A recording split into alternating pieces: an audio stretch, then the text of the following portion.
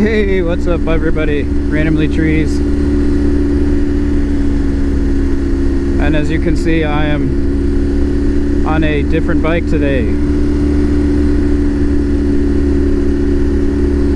If you've watched my channel for a while, you'll know that I've been kind of in the market for something a little bigger to complement the DR650. Dolores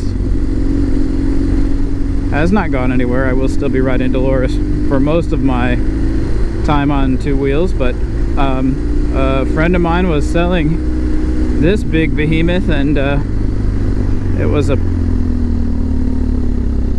offer I couldn't pass up, so I jumped on it. This is a Bmw R1200 Gs. It's 2008. It's got quite a few miles on it, about 71,000, but it's had a lot of the major repairs done, you know, the wear and tear items, things like that, and he gave it to me for a real good deal. It's got a ton of upgrades on it, so I really won't have to do a whole lot. In fact, I'll probably downgrade some of it because of what I want to do with it is mostly street riding, more so than off pavement riding like I do on the DR.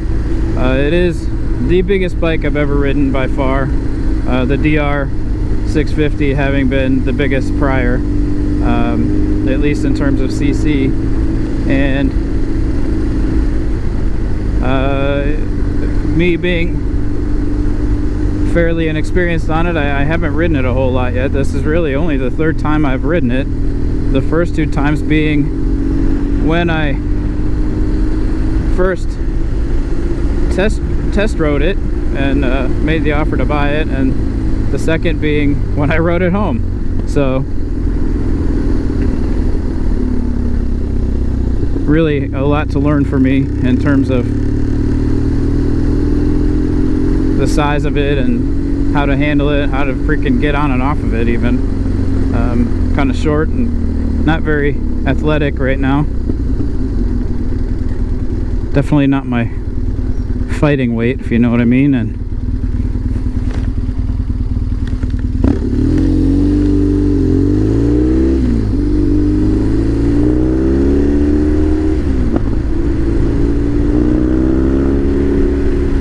it gets up there going quick. I can't even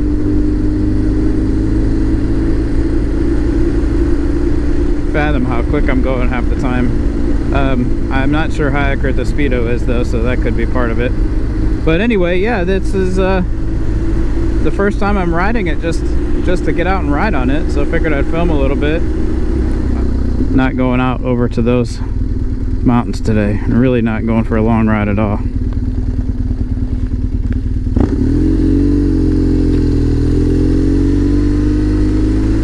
The other thing I got to get used to is some of the control scheme.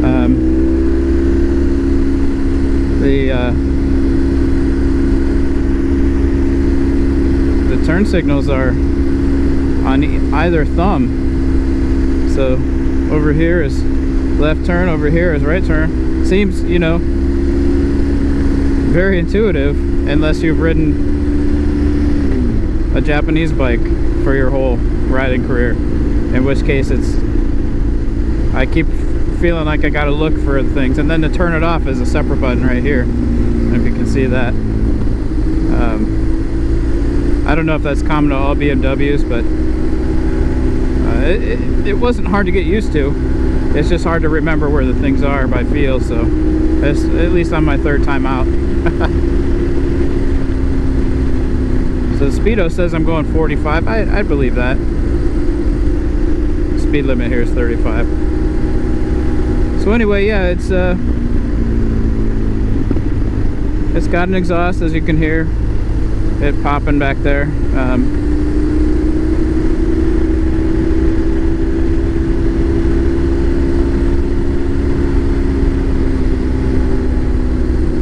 Getting on and off of it is a little fun. It's got an Olin suspension. I think it sits probably up a little bit higher than normal.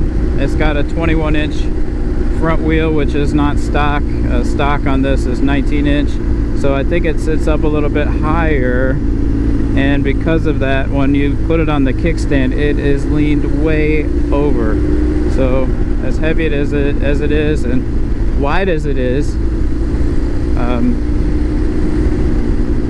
for me, it's taken some getting used to get it off the side stand while I'm on it, and I have to mount it on the side stand because my hips suck. I have to do that on my other bikes too. Just can't get my leg up high enough. I'm working on that, but yeah, this is going to force me to do it. You know, stuff like that, just getting used to stuff like that. Seating position also kind of works my hips a little bit when I'm trying to get my legs off the pegs. So, but yeah, it's fun to ride, and I'm getting used to it.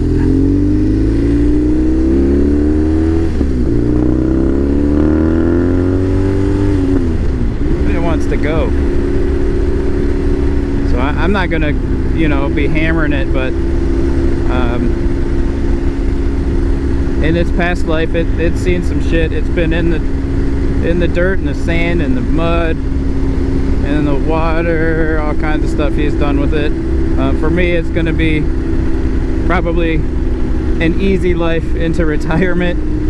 It's gonna be, well, at least what I have planned for it is to do some touring on it, you know, road focused touring, and ride with my wife on the back. It's more than capable of riding with two up,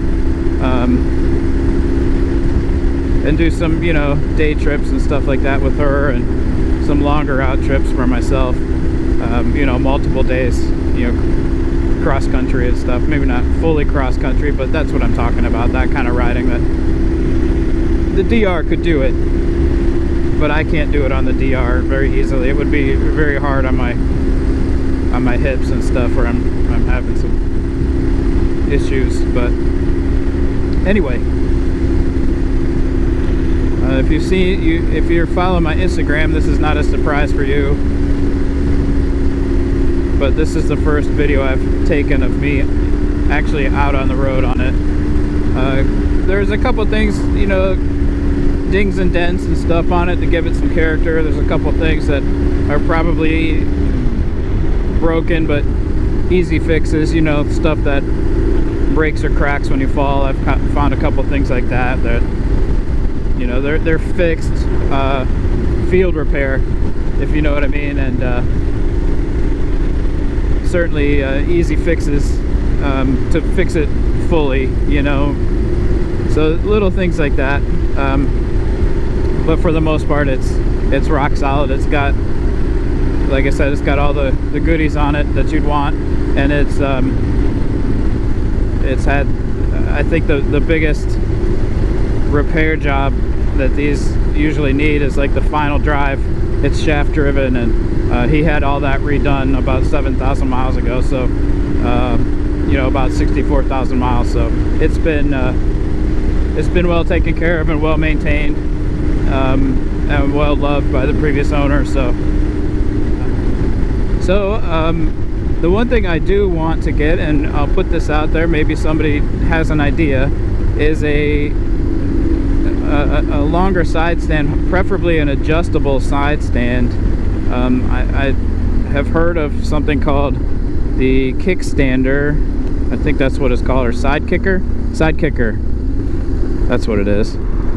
And I looked that up, and it seems like that company has gone out of business.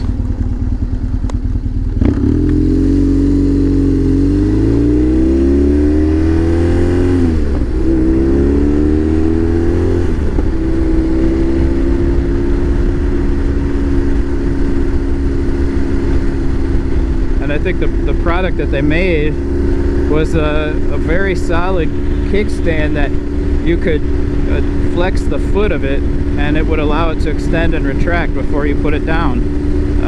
And that gave you, you know, depending on the terrain you're on, it would give you more length or shorter length depending on what you needed. And for me, especially with as far as it leans over, and as difficult as it is for me to get it back upright, at least in my current fitness level, and you know, practice level. It's something I practiced 3 or 4 times before I even left the driveway. Just, hey, what's the best way for me to do this? And anyway, for me, that would really be beneficial. But I haven't been able to find anything else that looks like that. I prefer it to be adjustable, because you never know when you're going to need longer or shorter. That's what she said. And sometimes there's hidden companies out there that you've never heard of that make stuff, and maybe one of you guys would know what it is. So looking forward to any answers there.